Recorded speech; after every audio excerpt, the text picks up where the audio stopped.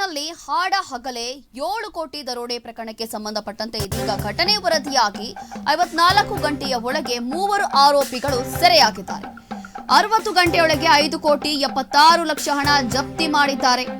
ನಗರ police ಆಯುಕ್ತ ಸೀಮಂತ್ ಕುಮಾರ್ ಸಿಂಗ್ ಇವತ್ತು react ಮಾಡಿದ್ದಾರೆ, ಸುದ್ದಿಗೋಷ್ಠಿ ನಡೆಸಿದ್ದಾರೆ. ಇದೇ ವಿಚಾರಕ್ಕೆ ಸಂಬಂಧಪಟ್ಟಂತೆ ಎಲ್ಲ ವರದಿ ಇದೀಗ ಬಂದ್ಬಿಟ್ಟಿದೆ.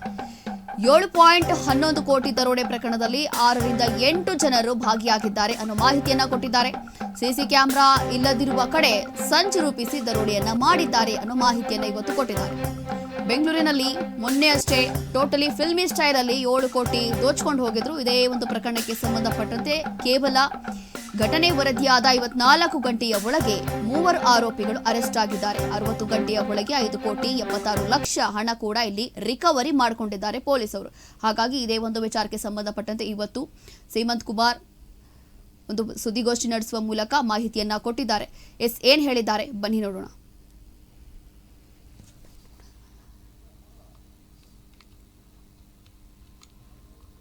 ಇದರಲ್ಲಿ ಈ ಪ್ರಕರಣದಲ್ಲಿ ನಮಗೆ ತುಂಬಾ ಚಾಲೆಂಜಸ್ ಕೂಡ ಆಗಿತ್ತು. ಚಾಲೆಂಜಸ್ ಏನಾಗಿದ್ರೆ, ಈ ಗ್ಯಾಂಗ್ ಏನಿದೆ ಅದು ಪ್ರಿಸೈಸ್ ಎಲ್ಲೆಲ್ಲಿ CCTV ಇಲ್ಲ ಅಂಥದ್ದು ಕಡೆ ಅವರು ಗಮನ ಇಟ್ಕೊಂಡಿದ್ರು. ಮತ್ತು ಮೊಬೈಲ್ ಫೋನ್ ಯಾವುದು ಯೂಸ್ ಮಾಡಲಿಲ್ಲ. ಜೊತೆಗೆ ಕಮ್ಯುನಿಕೇಶನ್ ಅವರವರಲ್ಲಿ ಯಾರ್ಯಾರು ಗ್ಯಾಂಗ್ ಮೆಂಬರ್ಸ್ ಇದ್ರು ಅವ್ರು ಕಮ್ಯುನಿಕೇಶನ್ ಮಾಡುವಾಗ ಬೇರೆ ಬೇರೆ ಲ್ಯಾಂಗ್ವೇಜ್ ಅಲ್ಲಿ ಕಮ್ಯುನಿಕೇಶನ್ ಮಾಡಿದ್ರು. ಮತ್ತು ನಮ್ಮ ಬ್ಯಾಂಕ್ ಅಧಿಕಾರಿ ಅವರು CNS ಯಾವುದು ಮ್ಯಾನೇಜ್ಮೆಂಟ್ ಇದೆ ಸೆಕ್ಯೂರಿಟಿ ವ್ಯಾನ್ದು ಅವ್ರಿಗೆ ಕೇಳಿದಾಗ ಕೂಡ ಕರೆಕ್ಟ್ ಆಗಿ ಕರೆನ್ಸಿದು ಸೀರಿಯಲ್ಸ್ ಮೇಂಟೈನ್ ಆಗಿಲ್ಲ. ಅಂದ್ರೆ ಸೀರಿಯಲ್ ಹೊಸ ನೋಡಿದ್ರೆ ನಮಗೆ ಕರೆಕ್ಟ್ ಸೀರಿಯಲ್ಸ್ ಗೊತ್ತಾಗುತ್ತೆ.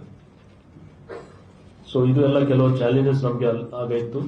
ಆದರೂ ಎಂಟೈರ್ ಆಪರೇಷನ್ ಏನು ನಾವು ನಿಮಗೆ ಗೊತ್ತಿರಬಹುದು, ಕಳೆದ 19ರಿಂದ 22ನೇ ತಾರೀಕಿದೆ ಇಲ್ಲಿವರೆಗೆ ಇದರಲ್ಲಿ ನಮ್ಮ ಇಬ್ಬರು ಜಾಯಿಂಟ್ ಕಮಿಷನರ್ CCB ಮತ್ತೆ ಜಾಯಿಂಟ್ ಕಮಿಷನರ್ ವೆಸ್ಟ್ ಅವ್ರ ಸೂಪರ್ವಿಷನ್ ಅಲ್ಲಿ, DCP ಸೌತ್ ಮತ್ತೆ CCB DCP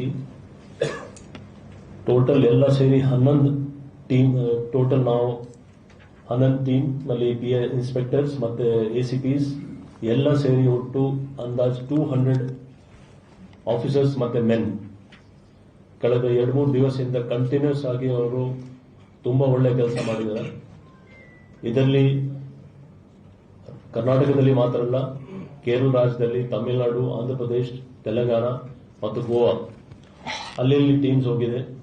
ಈಗಲೂ ಕೂಡ ಈಗ ನಾವು ಏನು ಮಾತಾಡ್ತಾ ಇದ್ದೀವಿ, ಈಗಲೂ ಕೆಲವು ಟೀಮ್ಸ್ ಬೇರೆ ಬೇರೆ ಕಡೆ ಇದ್ದಾರೆ.